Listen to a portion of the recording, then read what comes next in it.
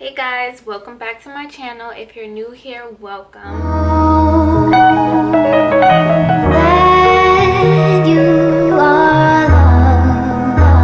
I have been gone for about 7 weeks. I have not picked up this camera because I just gave birth 7 weeks ago today. So my last video on this channel is my labor and delivery vlog. So if you haven't seen that video, go watch that first. So I just wanted to fill you guys in, let you guys know how I've been, where I've been, how these past 7 weeks have gone, how my postpartum journey has been going so far. But most importantly, I wanted to give like a rundown of my birth experience, like pretty much just tell my birth story from my perspective. I did film, I feel like my vlog was pretty in-depth, but I just wanted to do like a summary of it and how I felt it went. So this was my third pregnancy, and this was my third high-risk pregnancy. With all my pregnancies, I had hyperthyroidism. For the first one, I wasn't treated, and I ended up having preeclampsia and a really small baby. And then with my second, I was treated for the hyperthyroidism, and they still treated me for preeclampsia when I gave birth, just to be safe. And then for this pregnancy, I also had hyperthyroidism, and I was medicated throughout my second and third trimester. But everything went completely smoothly this time. I had no issues. My blood pressure has been perfectly fine, had been perfectly fine the entire pregnancy. The only thing was I had a tough first trimester. But I went in depth on my 3 pregnancies in one of my vlogs. I will link it. But yeah, I told my birth stories from my previous pregnancies. Anyways, so let's get into my birth experience this time. I had hyperthyroidism, so like I said, I was high risk, so they wanted to induce me so I wouldn't go past 40 weeks. So my due date was June 18th, and they induced me on the 17th. So they scheduled my induction for June 17th at 10:30 in the morning. Prior to my induction, I tried my best to go naturally because I did not want to be induced for the third time. The first time I had the balloon and I had Cervidil. The second time I had Pitocin, and this third time I was not trying to get induced, so I did everything I could to try to make myself go naturally. I did get a membrane sweep. I think I had a membrane sweep the week prior, like a few days prior, and then I tried doing a whole bunch of other stuff to try and induce myself. But yeah, I explained that in my last vlog, in my my 38 to 40 week vlog. But yeah, it didn't happen. I didn't go naturally. So like I said, I was scheduled for 10:30 a.m. on June 17th. I went into the hospital, and I was super chill and super relaxed this time around because this, like I said, this is my third time, and I was ready. I was ready to not be pregnant anymore. So we got to the hospital a little bit late. I was like 6 minutes late, but it's okay. They put us in the room that I would be giving birth in, and the induction process didn't even start until it didn't start until right before 3 p.m. It was almost like 3 when they started my induction.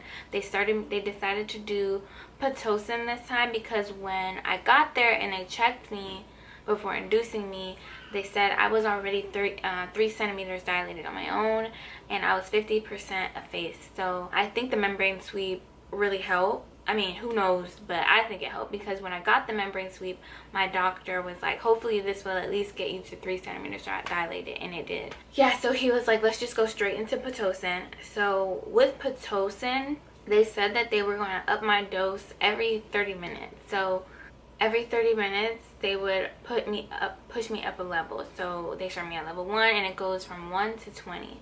So from levels 1 to 9, like I said, I started on level 1 at around 3, and I didn't start feeling any contractions until I was around level 9, and I wasn't around level 9 until around 8 o'clock, I believe, because I know eventually they stopped doing it every 30 minutes. I think they started to slow it down when my contractions would started to get closer and closer together. So I started feeling my contractions around like 8:45 at night. So I was just chilling from 3 to 8. I didn't feel anything. I saw my contractions on the monitor, but I didn't feel anything. I was chilling. I was tired because I could barely sleep this whole pregnancy. So I was so exhausted, and so I was thinking, like, I don't have my kids with me in the hospital, I can sleep while, you know, before giving birth. No, I got no rest. I tried my hardest to sleep and I just could not. I tossed and turned. I ended up just like watching movies, listening to music, playing games on my phone, stuff like that. So like I said, I was just chilling for a while. From 3 to 8:45 I was chilling, and then my contractions finally started to pick up, and I was getting excited because I'm like, okay, things are moving along. They were bearable for about I'd say they were bearable for about 2 hours or so, where I was just like in the bed, breathing through them, talking through them still. Yeah, there were nothing crazy until around, like, I'd say 11. They really started to get closer together and they started to get a lot stronger. My contractions were 2 minutes apart. So that's the point where I got out of bed and I was moving around trying to like move through the contractions. I wasn't talking, I was breathing through these contractions. I had my husband squeezing my hips together because the pressure from him going on either side of my hips helped relieve that contraction pressure. So that was like the only relief I was getting. Now, I was really tired and I feel like the contractions were really exhausting me, but the contractions weren't like, they weren't the worst that I felt. With my previous pregnancy, I had went all the way to 9 centimeters dilated without an epidural, so I felt some really strong contractions with that. So I never got to that point with this pregnancy, because at 11 p.m. is when I decided, like, okay, I'm gonna call the nurse and I'm gonna ask for this epidural because I am tired. I just wanted to sleep so badly. So I just knew that once I got the epidural, I would be able to at least take a nap, because I was like, how am I gonna be able to push this baby out this exhausted? And I was spent. I was done. So I told the nurse that I wanted the epidural, and right away she started prepping me for the epidural. So when you get the epidural, it takes about an hour. Well, in my case, it took about an hour for me to actually get the epidural once I requested it, because she said I would have to finish a whole bag of IV fluid, and I also had to drink a anti-nausea medicine. So that whole process of waiting for the bag to empty took about an hour. So yeah, so I had another hour that I had to endure those contractions. They were pretty painful. They were really close together. So when the anesthesiologist came in to give me the epidural, the first one that he didn't like the placement at all, so he took it out and redid it. If you haven't had an epidural before, basically what they do first is they inject you with numbing medicine. They numb your back, and then they stick a long needle in you and they insert a catheter. So basically there's a catheter going into your back where the medicine is traveling. So basically you can press a button and it will administer you more medicine as you need it. So it's continuous, but you can also press the button to get more. So he didn't like where it was placed the first time, and I'm gonna be honest, when you are getting an epidural, you have to sit super still. So your contractions, they're hard to sit still through. So that is one of the hardest parts for me, is trying to sit there really straight and waiting for the epidural to be finished. So that whole process took about 20 minutes, when usually it takes about 10, I believe, 10 to 15. It took like 20-25 minutes for me to get my epidural. But once I did get it, it was instant relief once I got my epidural.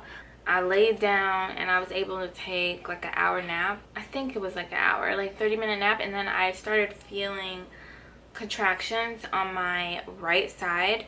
It felt like a burning sensation. So when the nurse came in, I let her know, and she just told me to shift positions. So I laid on my left side so that my right side can get the medicine, and I just pressed the epidural button again, and then eventually both my legs went completely numb. Now that was a scary feeling, because I've had 2 epidurals, but I never had an epidural work like that. This epidural worked. Okay, this epidural worked. I could not feel my legs. Like, I was trying to hold them up and they were just falling right back over. It was so funny. But yeah, that was a whole different experience. So I was able to fall back asleep for like another hour or so. I would just keep tossing changing sides to make sure that both sides was getting medicine. And then I think around 3:40 a.m. 3:41 a.m. I switched sides to sleep on my left side and my water broke. So I felt it. I was able to feel my water break. I just couldn't feel like the liquid on my legs, if that makes sense. Like, my legs were so numb, but I felt my water break. It was like a balloon popping in my stomach, basically, is what it felt like to me, like a water balloon popping. So my water broke on its own. I called the nurse in because as soon as my water broke, I instantly started to feel pressure.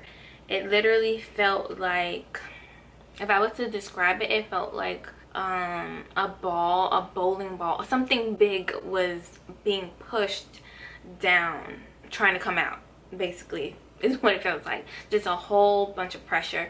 I didn't, like I said, I couldn't feel anything, so I didn't feel the pain or the contractions, but I felt all that pressure because it literally felt like trying to squeeze out a watermelon or something. So with my last two pregnancies, my babies come quick. My last labor, my doctor didn't even make it to the delivery. They did, ooh, my earring fell out. But yeah, my doctor didn't even make it to the delivery because she worked 20 minutes away and the baby came way before that. Like, the baby came as soon as the nurse tried calling my doctor, so the nurse had to catch my baby. And I didn't even push her out. She came out by herself in one contraction. So that was at like 3:41. They came in after my water broke and they started prepping everything. They asked me to push and the baby's head was coming down, and then when the contraction would stop. So basically they told me to push while I was having a contraction. The baby's head would come down, and then once the contraction went away, the baby head would go back in. And then they said with that push, baby's heart rate started to drop.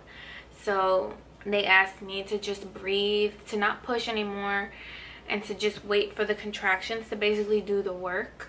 And then the doctor said that when he would have to, he would go in and assist with helping me pull the baby out, basically. It was like he grabbed the baby out of me, pretty much. So with every contraction, the baby's head would come out a little further, and then he told me to do one big push. I think it happened twice. He said do one big push, and then the baby started to just come out. Let me just say that this doctor that I had was the most sweetest doctor.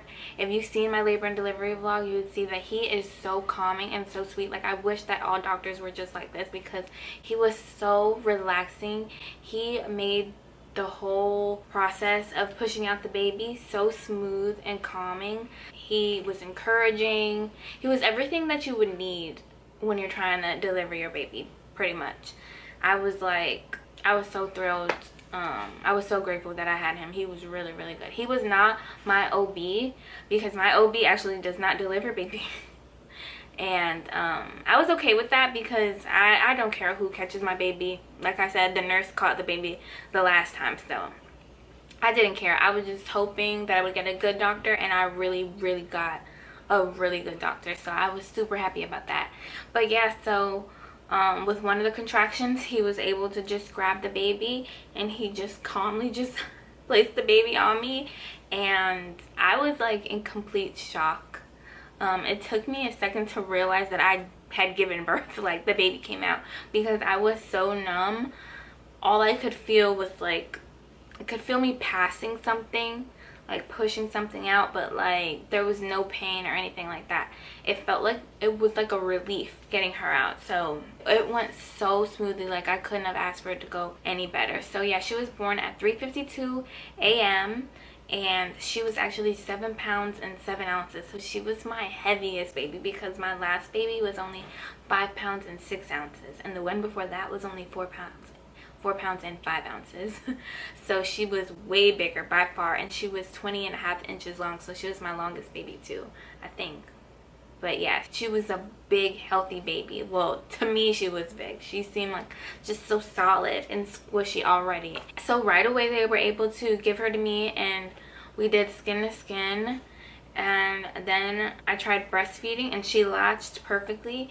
And that first latch she held for like over an hour and a half. I breastfed her for over an hour and a half. I just laid in the bed and just soaked it all in and just breastfed her. And it was really super relaxing and calming. Like, I don't even know how to explain it. I was just in a different state than my other two. It just felt so good to finally have her, to not be pregnant. Yes, anyways, so let's get into how my postpartum journey has been going. But yeah, so for me, right after giving birth, I felt pretty good. I didn't tear, so I didn't have any stitches to take care of it or anything like that. I had tore with my 2 previous pregnancies, but this time I did not tear, so that was a lot easier for me to heal this time. I definitely have, my abs are definitely separated. I have I think it's called diastasis recti. I think that's what it's called. My abs are definitely separated. They're definitely weak. Like my abs feel like mush, pretty much. Like they're so weak that they hurt my back, because my back has to overcompensate for my abs basically. And yeah, I'm just a mess. My legs weak. I need to slowly rehabilitate myself. It's gonna take me a while to get back to where I was before having my first baby. But yeah, it's gonna be a long journey, which I'm going to document, definitely. And I started already. I started doing little workouts here and there, just like incorporating like stopping and doing some squats throughout the day, like nothing crazy. And I started watching my calories, because your girl has been putting on weight. That breastfeeding hunger is no joke. I had gained this is the most weight I've gained during pregnancy. So with my first pregnancy, I hit like 153 at the end of my pregnancy. Then with my second pregnancy, I gave birth at like 158, and then with this pregnancy I gave birth at 170, y'all. 170. Now I was able to gain this amount of weight this time because I'm on hyperthyroid medication, and it does help you gain weight because it slows down your thyroid. So yeah, I put on pounds, and I was eating this pregnancy, so I was putting on the pounds. So right now I'm like 20 pounds heavier than my pre-pregnancy weight, which is around like 138, 139.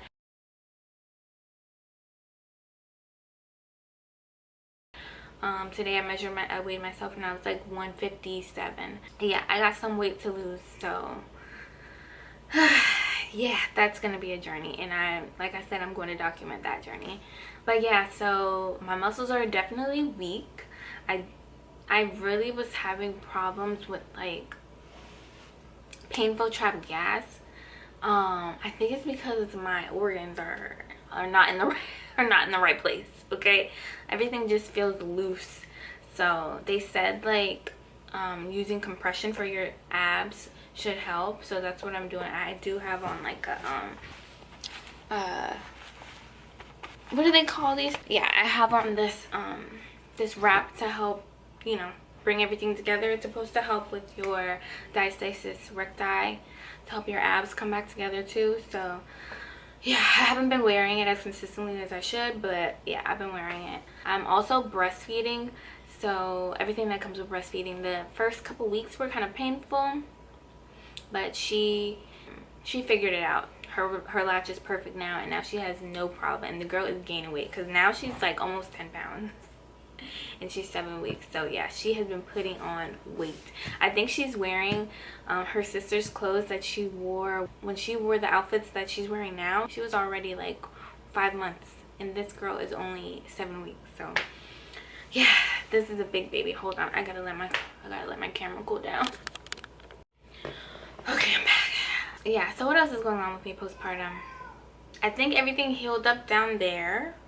I do still feel a little weak, like I need to strengthen my pelvic floor. I'm going to just follow along with some YouTube tutorials on how to, like, little exercises to help strengthen down there, like Kegels and stuff like that, basically. Because you know, when that's weak down there, you can pee on yourself just by sneezing and coughing. That hasn't happened to me. I think it happened to me like a week or two postpartum, but it hasn't happened since. But yeah, when you're weak down there, like, you will pee on yourself, so you have to gain that strength back. You have to do exercises to gain that strength back. So I will definitely be doing that, because I cannot be out here peeing on myself. What else? I have the weirdest postpartum symptom. So I googled this, and this is a thing. I don't know if anybody else that's watching has had this situation, has had this happen to them, but every time I have a baby, this hand, this thumb, it feels like I have like carpal tunnel or something. It is so painful. I've been having to wear a brace at night, like when holding the baby and stuff. Like, they say it's because you still have the relaxin hormone in your body and it loosens up your joints, and when you're constantly like holding the baby, you know, propping her face up to burp her, stuff like that, little things just irritate it, and it like locks up. Like, it is so painful. It makes no, this is the weirdest postpartum symptom, but it hurts so bad. Like, it's not that bad right now, but it gets so much worse at night. I don't know what to do. I just put in a brace on it and just, yeah, I just been dealing with it, because I don't know, it's so strange. But yeah, other than that, I feel really good mentally. After I have a baby, for some reason, I'm always like really good mentally. I don't have any anxiety, and I'm somebody who has struggled with anxiety and depression pretty much my whole life. Yeah, I've been treated for anxiety and depression prior to getting pregnant the first time. So ever since I started having babies, I first got pregnant in the beginning of 2021, the end of 2020. Yeah, I have been mentally, I have been so good. So I haven't been dealing with any like anxiety, sadness, or anything like that. Just like normal little anxieties, like like just being sleep deprived and like waking up in the middle of the night and not knowing like where the baby is, and I turn around and she's sleeping in her bath bed. Stuff like that. Like, and I'm just like, you know, I wake up in a panic. But other than that, I've been really good mentally. So yeah, but I do have a lot of help with my husband. My husband has been home for these past 7 weeks. He had an 8-week leave, so he has 1 more week with me. But yeah, having him here to help me take care of the other 2 kids while I'm taking care of the newborn and letting me sleep in the mornings, like, it really has helped me, I believe, heal faster. Because I'm not used to having him here with me. I'm used to only having him for like a week or 2 weeks postpartum. So this time around has been such a blessing. Like, I needed him so badly, because I don't know what I would have done if I've been just pretty much been thrown to the wolves with a newborn and 2 toddlers. I have a 3-year-old, a not even 3-year-old yet, and a 1.5-year-old. Like, I would have lost my mind with this newborn. Oh my gosh. So I'm so grateful. I've been getting a lot of rest, so my milk supply has been amazing, because the more sleep you get and the more time you have to take care of yourself and eat and drink, the more milk you make. But check back in with me in about a week, because he's going back to work and I don't know what I'm gonna do without him. But I gotta do it. I'll be fine. I know I'll be fine. They're just babies. I'm their mom. I know what to do. But yeah, it's gonna be a lot. So yeah, the baby, she's really good. She's healthy. Her nights aren't perfect. She's doing about 2 to 3 hour stretches. Last night she gave me her first 4-hour stretch where I got to sleep that 4 hours too. She's been doing like 1 4-hour stretch and like 2 hours, 1 hour, stuff like that throughout the night. So she's still waking up quite a bit throughout the night to eat. You know, breastfed babies tend to wake up a lot more often. So she does like 30-minute wake windows throughout the night. Throughout the day, we have 2 other babies that are super loud, so she'll do a few good naps throughout the day, but she does most of her sleeping at night when the babies are asleep.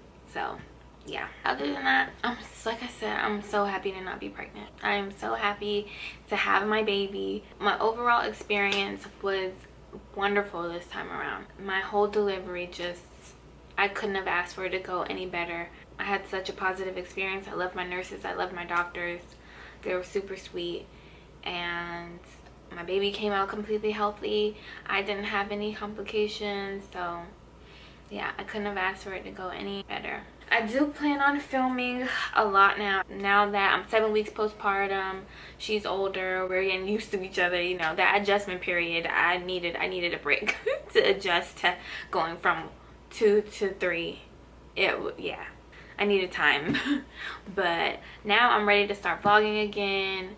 I want to film like day in my life videos with the newborn, also nights with the newborn, try to do like 24 hours with the newborn videos like that, and what I eat in the days as a breastfeeding mom trying to lose weight. But yeah, I'm glad to be back, and I will see you guys in the next video. So I forgot to show you guys baby Nova.